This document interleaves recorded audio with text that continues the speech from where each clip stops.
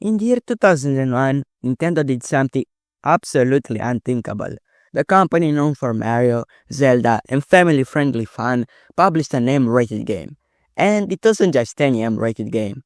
Oh boy, this one was filled with profanity, alcohol, sexual references, and cartoon violence that could make Grand Theft Auto blush. This is the story of Conker's Bad Fur Day, the M-rated game that was packaged like any other ordinary kids platformer, and how Nintendo somehow got away with this. To understand this story, you need to go back to 1997. During this time, Rare was developing a cute kid-friendly platformer called Conker's Quest. It looked like almost every other mascot platformer of that era. Colorful, safe, but forgettable. So, Rare decided to have a completely different approach after they realized this. And what better way to do that than create an M-rated game filled with stuff that children should never be allowed to see?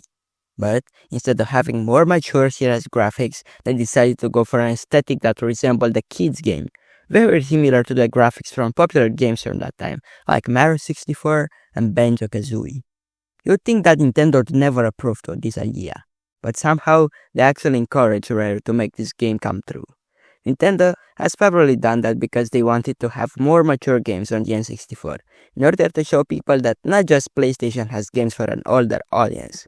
That's how in 1999, production for Conker's Bad Fur Day officially started. Development wasn't easy. Rare had to completely rebuild the game from scratch. They kept the colorful cartoon aesthetic, but filled it with content that would shock anyone expecting another cute platformer.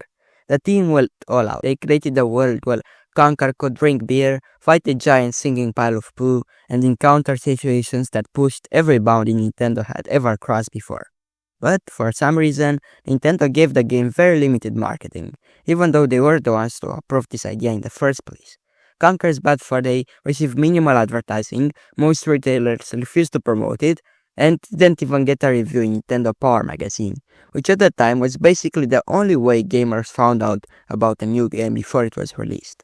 That's why this game kind of flopped. In its first few months, it only sold about 50,000 copies, which is very low when compared to other games like Mario 64 and Banjo-Kazooie, which already sold more than 1 million copies by this time.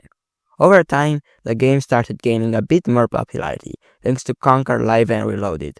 A remake of this game released on the original Xbox in 2005, it was also ported on the Xbox 360. This was the way most people experienced this game for their first time. It also received a re-release on Rare Replay on the Xbox One in 2015. Thanks to these ports and remasters, the game ended up selling about 800,000 copies. Still not great, but way better than the N64 version. So, why is this game so popular then? Well, it's mainly recognized for its mature theme, but very nice cute art style. Even to this day, this concept remains solid, enjoyable, and very unique. This combines the creativity of this game that includes very well-designed boss battles, pure comedy that's for sure going to make you smile, and popular references to movies or TV shows from that time like Matrix, Alien, and Terminator, results in the creation of an extremely memorable game that is also a blast to play to. That's why it's received very high scores on every platform. IGN even gave it a 9.9 out of 10. As you can see, this game is full of amazing things to do, explore, and collect, but it does have some flaws. They aren't major, but they can be quite frustrating at times. An example is this game's camera. At times, it fails to give you a good view of what's going on, and can even get stuck in walls from time to time. These types of problems were quite common back in the day, because the gaming industry was just starting to make the transition to 3D games, so keep that in mind when you're comparing to modern games. Another thing people point out is the fact that controls aren't the best out there. Yeah, I agree, at times they can be frustrating, especially when facing tougher platforming sections, but for the most part, they are usable. Besides these problems, there are also some other difficulties you may encounter. But we can't be too harsh when judging this game, because at the end of the day, Conker's Bad Fur Day is almost 25 years old, and it holds up extremely well, especially when compared to games from that time. Conker's Bad Fur Day remains Nintendo's only internally published M-rated game. After this experiment, Nintendo returned to what they do best, family entertainment.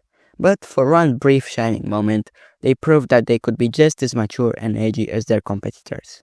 The game became a cult classic, proving that sometimes the biggest risks create the most memorable experiences.